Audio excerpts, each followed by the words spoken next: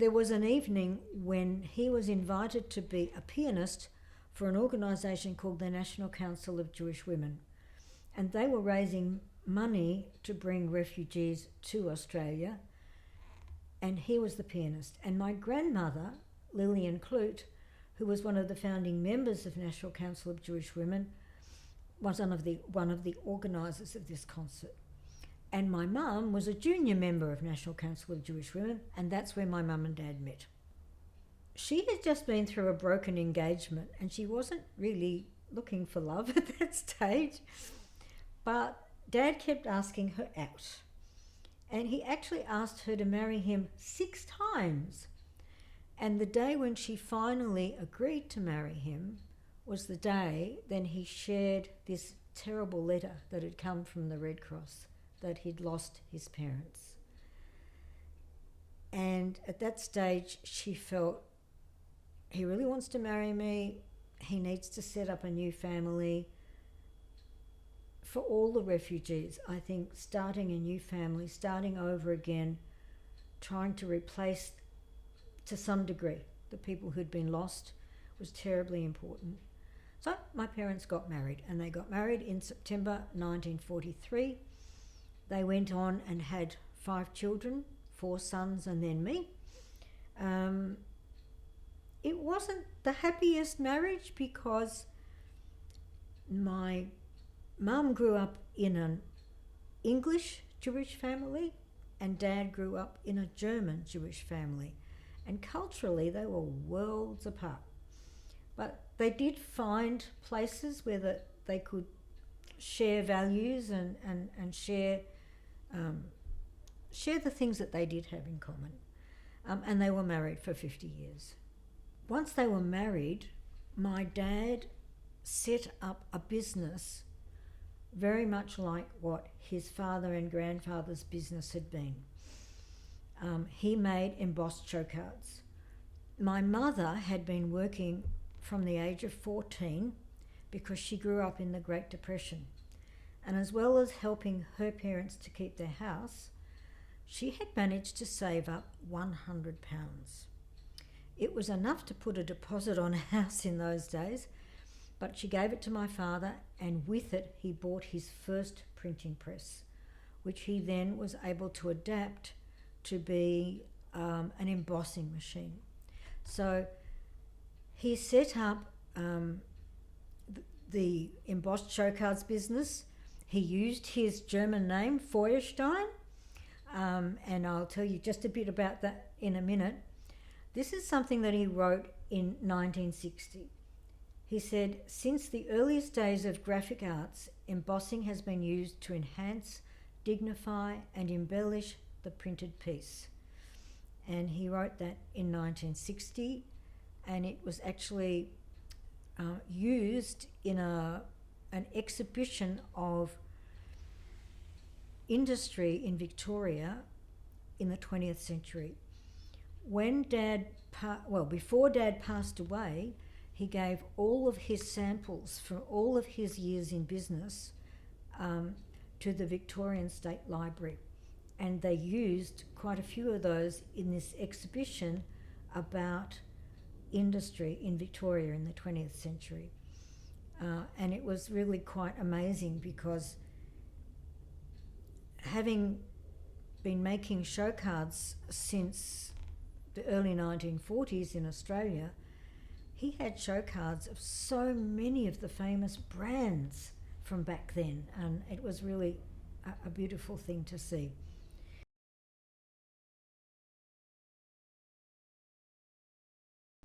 I grew up in a suburb called Blackrock, and gorgeous suburb.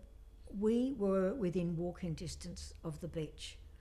But in those days, it wasn't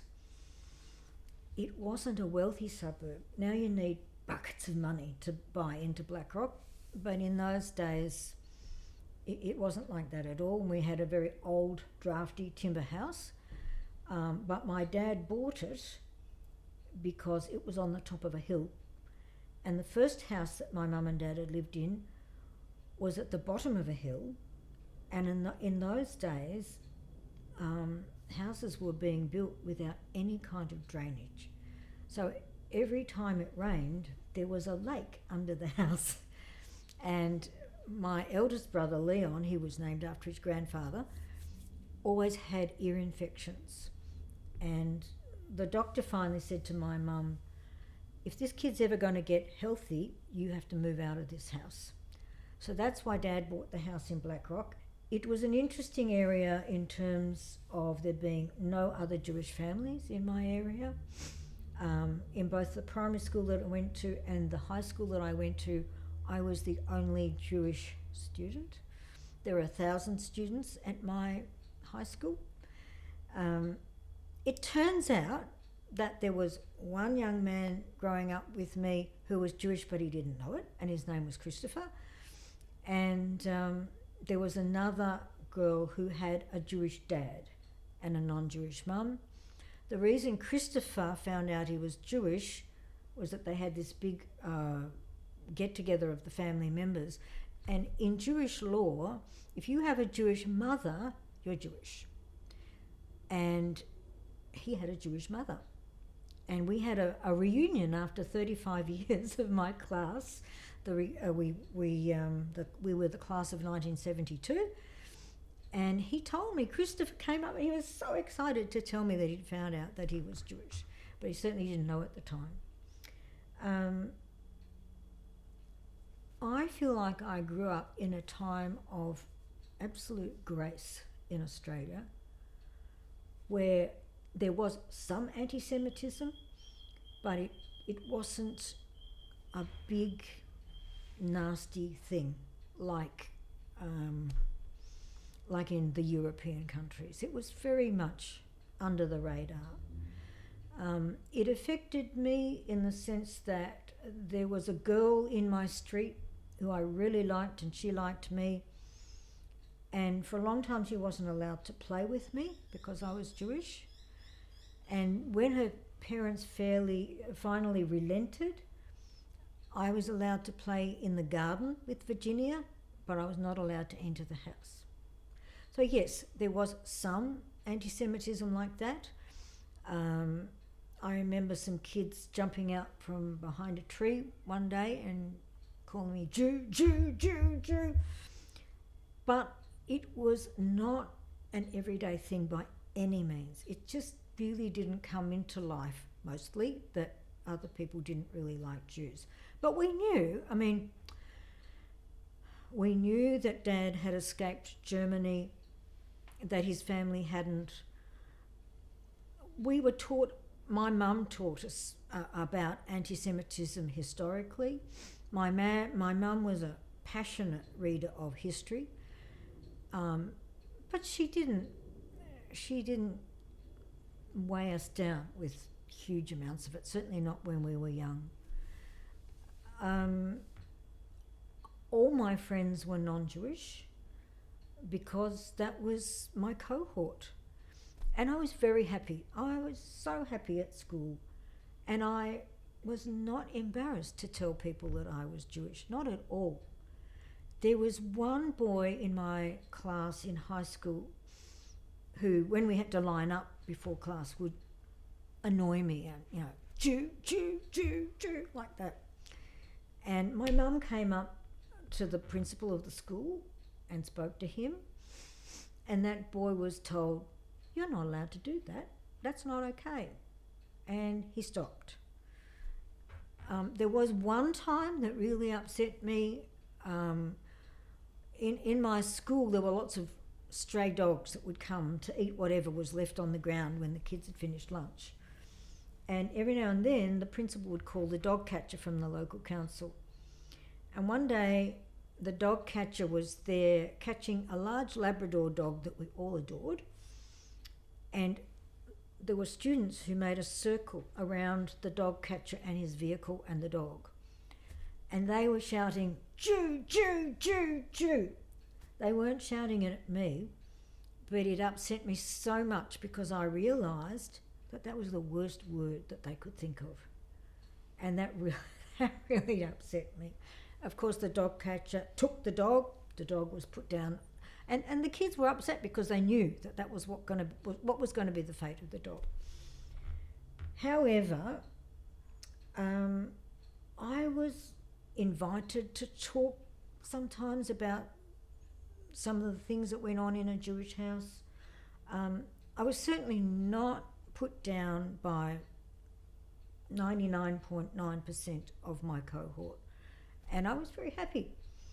I had one very interesting experience, though, with a girl who was a passionate Christian, and there was a group of Christians that met under the floor of our school hall. It was like this quite light, the school hall was built up high area, and she invited me to come, and the students that were there were all talking about their personal experiences with Jesus.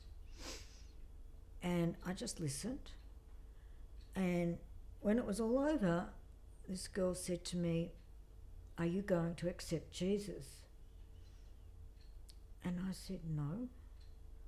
How could you not accept Jesus when you've heard what these people have said?" And I said, "Because it's not my faith. It's not the way I've been brought up." And she told me that I'd had the opportunity, and when I die, I will burn in hell.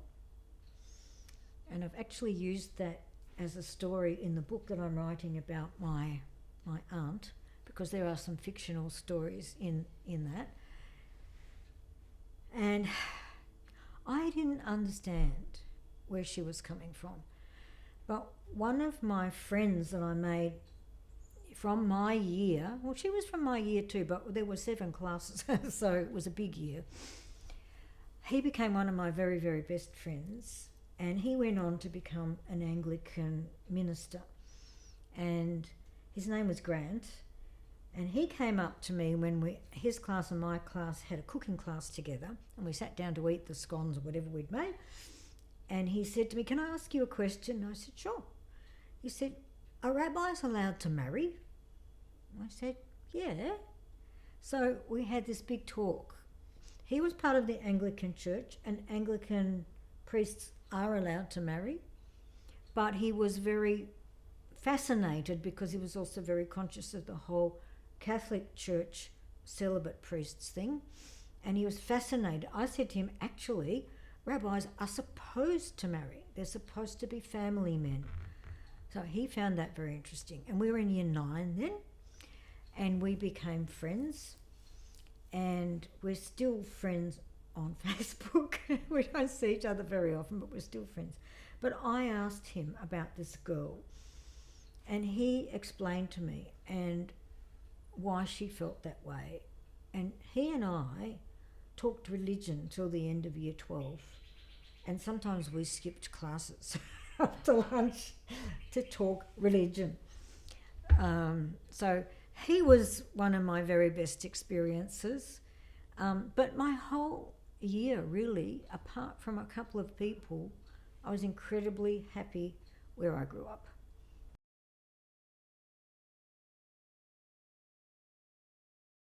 So my mother was the person who imbued in all of us, or tried to imbue in all of us, a sense of faith, a comfortableness about God. She taught me to pray. But as well as that, we all went to a Jewish Sunday school, and it was on a Sunday. It wasn't on a Saturday, which is when Jews have their Sabbath service. It was on a Sunday, I think, just for reasons of convenience, and also because, like, there are lots of things you don't do on the Sabbath if you're an observant Jew. You don't write, for example. You can read holy texts, no problem, but you're not meant to take notes and write and stuff like that. So we went to Sunday school, and I stayed until I was 14, which was the upper limit. There was no Sunday school after that. There was a girl and I who went to the rabbi and asked if we could have another year at Sunday school because we were enjoying the learning. And he said, "No, I'm sorry, I don't think I could find you a teacher." So for me, Sunday school was something I really enjoyed. I really loved learning about my religion. In my home, Friday night was a really big deal. For Jewish people, the Sabbath, the holy days go from sundown to sundown. Or in the case of the Sabbath and all the really special holidays, from sundown till you can see the first 3 stars the following night, which is 25 hours. Friday night particularly, we sat around the Sabbath table.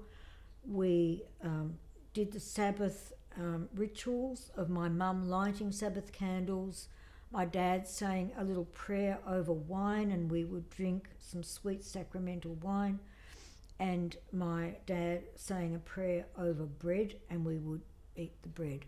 In Judaism, wine is a symbol of joy and enjoyment.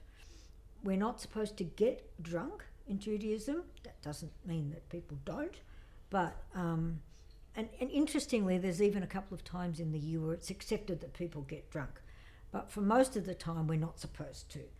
But the wine represents enjoyment, and the bread represents food. So it's in the Middle East, the bread still is the staff of life, the most foundational food, which is quite different to Asia, where the most foundational food is rice. And so the bread on our table, which is a plaited loaf, is symbolic of food in general. And it's a plaited loaf because in the times when the Jewish temple stood in Jerusalem, they had a large number of trays of these plaited loaves every day. There were fresh ones, not only on the Sabbath, but every day. So it was always a beautiful meal, a roast meal, and we were not allowed to go out on a Friday night. It was our night to be at home. My parents together joined what's called a liberal synagogue. The liberal movement has been through several names. These days it's called progressive. It was where my parents found a common home. My mum had been brought up in an Orthodox Jewish family. My dad had been brought up in a very secular Jewish family in Germany. It's not that they didn't attend the synagogue, but they only attended on major festival days, and they weren't careful about what they eat. Like, they didn't obey the dietary laws at all. So it was a very secular kind of life. And when my parents got married, they got married in an Orthodox synagogue, and that's actually all that was available in Melbourne in 1943.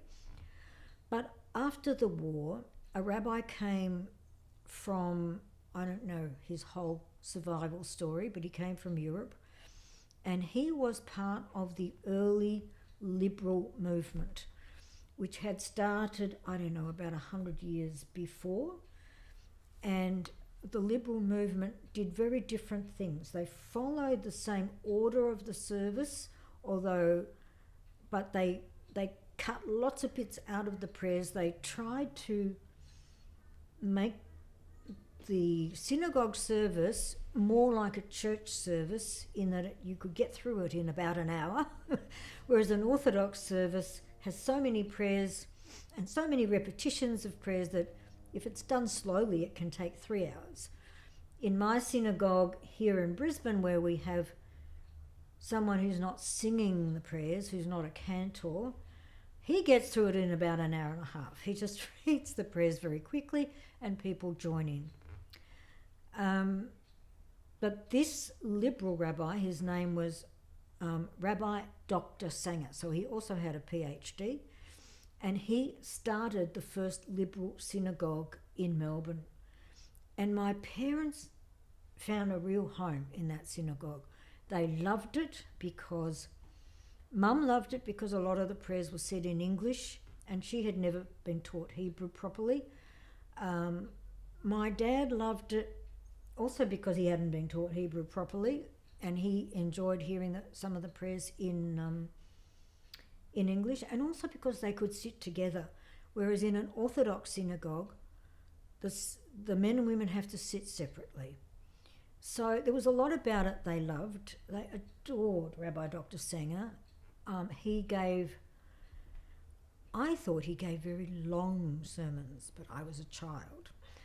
They thought he gave very intellectual, wonderful and interesting sermons, and they probably were. Anyway, so that was their spiritual home, and that was something that helped to bring them together. But one of the consequences of choosing to be liberal Jews was that the Saturday, which is actually all the Sabbath, not just Friday night, was just another day in our house. They really didn't they didn't go to the synagogue on the Saturday, and my brothers just all did their own things. I did my own thing, but they were older than me. They were driving cars before me. Driving cars is something we're not supposed to do on the Sabbath. I won't give you a whole lesson on why not, but that was, and even when my parents did go to the synagogue, they had to drive because it was about 10 miles. So that was our life, and we kept the Friday nights. Passover was really, really important, and Passover is the most widely kept Jewish festival kept by Jews around the world. Even if they're not very religious in the way they live, recounting the story of the Exodus from Egypt is really important to them.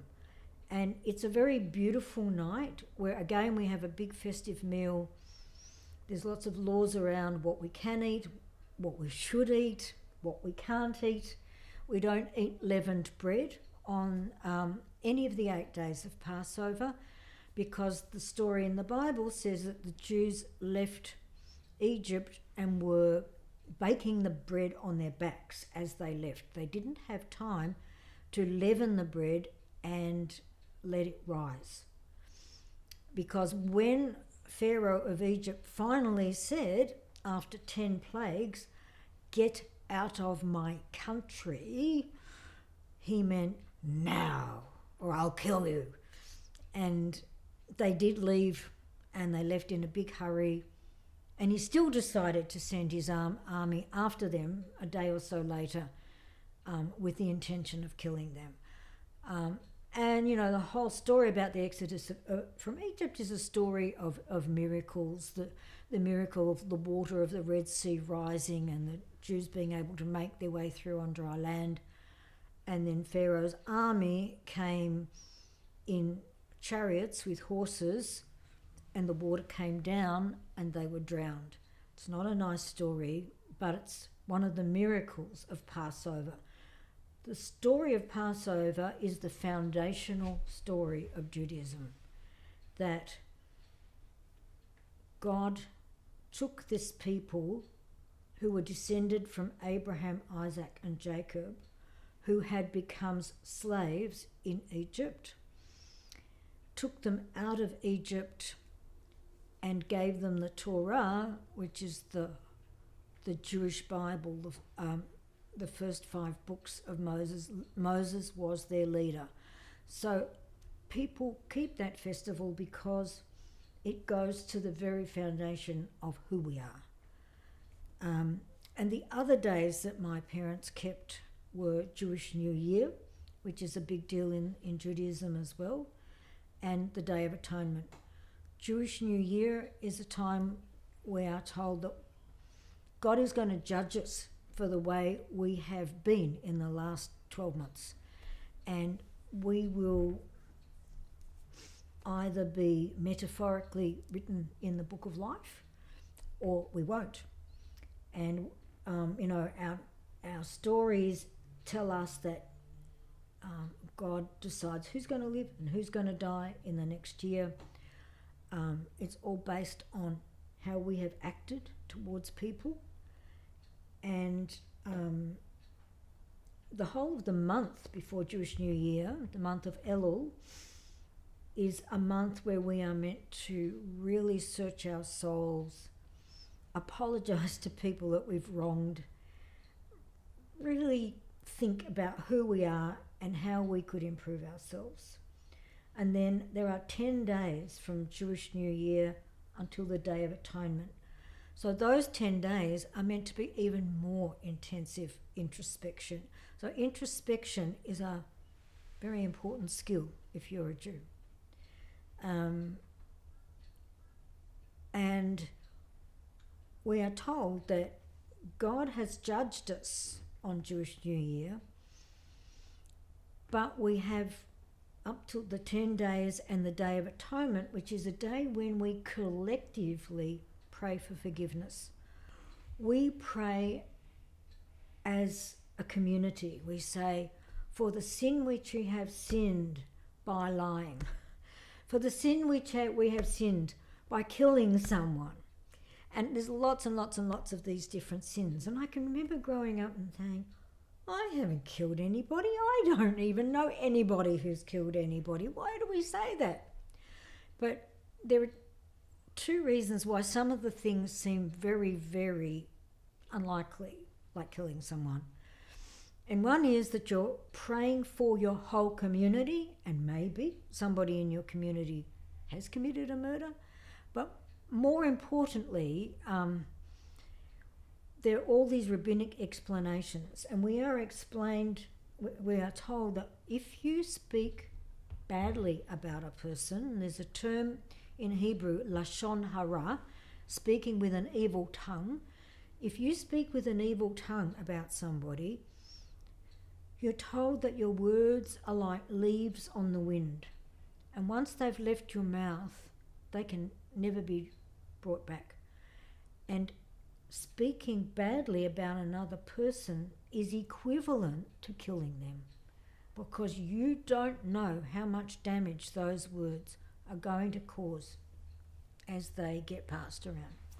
So there's a lot of stuff in Jewish tradition about not speaking badly, and of course on the Day of Atonement we say, for the sin which we have sinned against you with, words of the mouth, for running to tell tales, for speaking badly about a neighbour. Like, it's repeated and repeated and repeated. And there are also sins about being dishonest in business. And people say, like my dad, he had a lot of faults, but he was definitely the most honest man in business it's possible to be. And I thought, why do we have to say that? But there are people who are dishonest in business, but it was explained to me that even if you go into a shop and somebody gives you back too much change and you notice it and you don't say, oh, look, you've given me too much, that's like being dishonest in business. So all of these things that we collectively pray for, we do over the Day of Atonement, which is a very strict fast day. It's 25 hours from sundown to the next night when we can see 3 stars, and we're not allowed to eat or drink. It's difficult. Not drinking is the difficult part. However, there are leniencies also for people who are ill, for breastfeeding mothers, for people that have to take medications. So, the rabbis provide all these sort of degrees of how strictly you have to do it. Interestingly, a lot of old Jewish people who do have to take pills and shouldn't be fasting still fast without drinking, because it's so much a part of who they are and they just want to do it. So those were the main days for my family.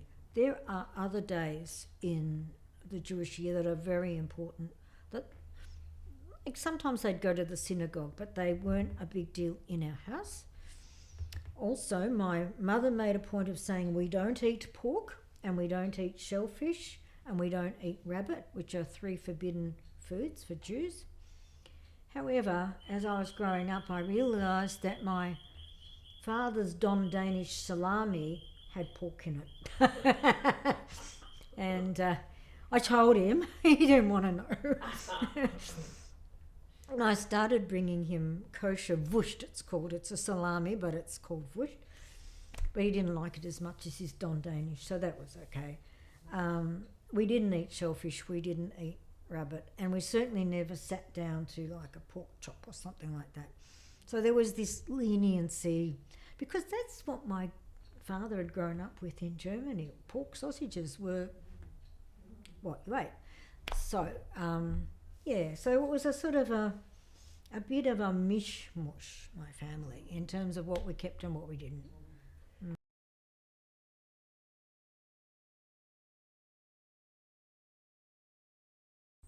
I have mentioned, I don't know if it was here or earlier, that we had an adopted grandfather, and he was just the most wonderful man in my life, in all of our lives.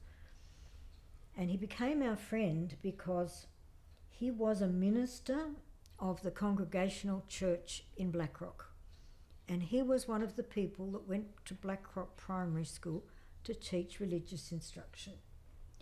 And my mum had written a note to the school asking that my twin brothers, who were 5.5 years older than me, could do something else at RE time, that they didn't have to be included in RE. And his name was Pastor William Leech, and he didn't understand why these boys couldn't come to RE. So he came and knocked on our door one day, and my mum invited him in, and they chatted, and she explained to him that we were Jewish, and I think we were probably the first Jewish people he'd ever met, and, you know, that she was giving her children a Jewish upbringing, or that both she and my dad were giving the children a Jewish upbringing. Not that my dad was ever part of those conversations, but he was certainly part of the traditional things that we did. And my mum and Will Leech became very, very good friends, very quickly. And she told him about our Sabbath evening meals. And she invited him, would he like to come to one? And would he like to bring his wife? And he said he would love to come to one. He couldn't bring his wife. His wife had some terrible terminal disease. I don't know what it was. I don't know if they even knew what it was. I met her very briefly one day. I still have a picture of her in the bed, being a very frail looking woman. Anyway, he came to a Friday night dinner at our house, and he loved it. And he asked my mum and dad if he could come again. And they said, you can come whenever you like. And for about the next 20 years, he came pretty much every Friday night. He had someone to look after Gertie. He came, he enjoyed the meal, he enjoyed the whole thing about the candles and the wine and the bread. He enjoyed conversation with my parents because they were both very interesting, intelligent people. And also my dad would play the piano on a Friday night. Now, in an Orthodox home, you don't do that. You're not allowed to actually play musical instruments on the Sabbath. We're told that we can't play musical instruments on the Sabbath until the temple is rebuilt in Jerusalem, because they used to play a wide range of beautiful musical instruments in the temple on the Sabbath. So sadly, in an Orthodox home, you don't play music on the Sabbath. But in my parents' liberal Jewish home, that was fine. And in fact, in their synagogue, someone played the organ on the Sabbath. In fact, my nephew still goes and plays the organ on a Sabbath for them quite often. So he loved that too. He loved the music. So he would stay till about, I don't know, we usually sat down at about 6 and he'd stay till about 8:30 and then he'd go home.